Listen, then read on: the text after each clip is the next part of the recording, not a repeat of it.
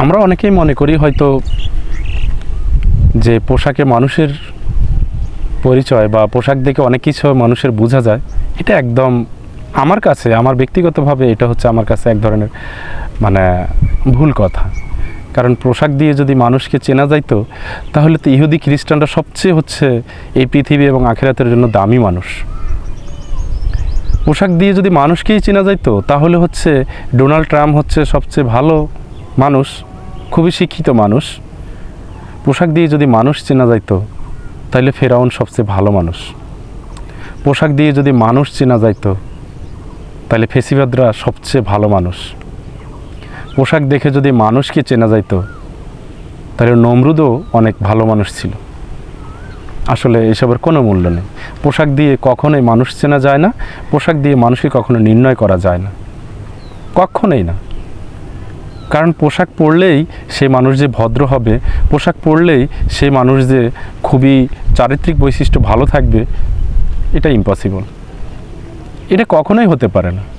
কারণ এই সব কিছু হওয়ার মধ্যে যেটা থাকতে হবে, মানুষের সাথে কথা বলার যে ভদ্রতা, মার্জিত, এই বিষয়গুলো যাদের মধ্যেই আছে তারাই হচ্ছে সবচেয়ে ভালো মানুষ। তারপরে হচ্ছে কোনো দিন কোনোভাবেই যদি জানা যায় তার ফ্যামিলির কাছে সে সবচেয়ে বেশি ভালো মানুষ, তাহলে সেই ব্যক্তি বা সেই মানুষগুলো সবচেয়ে ভালো মানুষ। পৃথিবীর অনেক সরকার আছে তাদের নিজের মেয়ের ওপরেও তারা চোখ ফেলেছে, তাদের নিজের মেয়েকে তারা হচ্ছে ধর্ষণ করার চেষ্টা করেছে। তারা ভালো মানুষ? কখনোই না। কিন্তু সারা বিশ্বের কাছে তারা বা বিশ্বের অনেক মানুষের কাছে তারা ভালো মানুষ। এই ভালো মানুষের কোনো অস্তিত্ব নেই। আমরা ভালো মানুষ আসলে কে এটা চেনার আমরা কখনো চেষ্টা করি না। আমরা শুধু পোশাক দেখে, পায়ের জুতো দেখে, তারপরে হচ্ছে গলায় টাই দেখে, অথবা আমরা কাপড়ের কালার দেখে, তারপর হচ্ছে কোন কোয়ালিটির কাপড় এটা, এগুলো দেখে আমরা মানুষকে নির্ণয় করি।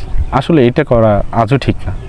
মানুষকে নির্ণয় করতে হলে মানুষের সাথে চলতে হবে, তার ইতিহাস জানতে হবে, তার ফ্যামিলি বিষয়টা জানতে হবে।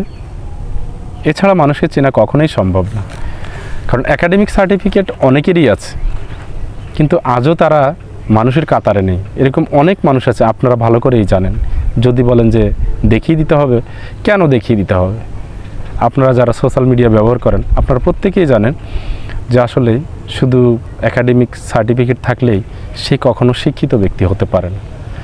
যার মধ্যে মানুষের কোনো কল্যাণের চেষ্টা থাকে না, মানুষের প্রতি ভালোবাসা থাকে না, সমাজের প্রতি কোনো দায়বদ্ধতা থাকে না, জাতির প্রতি কোনো দায়বদ্ধতা থাকে না, সংসারের প্রতি কোনো দায়বদ্ধতা থাকে না, সে কখনোই ভালো মানুষ হতে পারে না।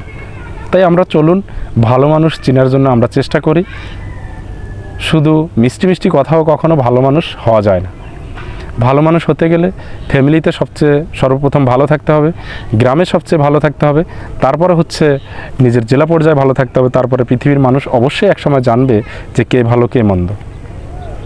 আমাদের প্রিয় নবী মুহাম্মদ সাল্লাল্লাহু আলাইহি সাল্লামের জীবনে একটা রিপোর্টও কেউ দিতে পারবে না যে তার ফ্যামিলির কাছে তার কোনো ধরনের কোনো রিপোর্ট খারাপ আছে বা তার কোনো ধরনের কোনো ত্রুটি আছে।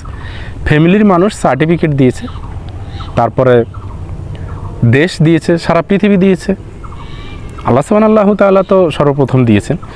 কিন্তু আমরা মনে করি যে আসলে এইভাবে মানুষকে চেনা যায় না, কখনোই না। মানুষকে চিনতে হলে মানুষের মোটামুটি কিছু জানতে হবে, জানার পরে আমরা সেটা নিয়ে হয়তো মত প্রকাশ করতে পারি যে মানুষটার এই অবস্থা। কিন্তু আমরা অনেকেই মানুষকে দেখেই চিন্তা করে ফেলি, ও জানেন আপনি উনি তো অনেক ট্যালেন্ট, উনি অমুক জায়গায় জব করে, ওনার অমুক প্রতিষ্ঠান আছে, জানেন আপনি ওনার দোকানে এত কিছু আছে, উনি এত কিছু আছে, ওনার হচ্ছে 40 বিঘা জমি আছে, ওনার হচ্ছে এটা আছে ওটা আছে, আপনি চিনেন ওনাকে? আসলে এগুলো দিয়ে কখনোই মানুষকে মানে চেনার উপায় নেই, এগুলো দিয়ে মানুষকে বোঝার কোনো উপায় নেই যে সে একজন এই পৃথিবীতেও ভালো মানুষ এবং হচ্ছে আখিরাতের জন্য সে একজন ভালো মানুষ। এভাবে কখনোই মানুষকে চেনা যাবে না। আমার কথাগুলো যদি ভালো লাগে, যদি ফেসবুক থেকে কেউ দেখে থাকেন, তাহলে আমার পেজটা অবশ্যই লাইক করবেন এবং হচ্ছে পেজটা অবশ্যই ফলো দিবেন। আর যারা ইউটিউব থেকে দেখবেন তারা অবশ্যই সাবস্ক্রাইব করবেন এবং ভিডিওটা শেয়ার করে অন্যদেরকে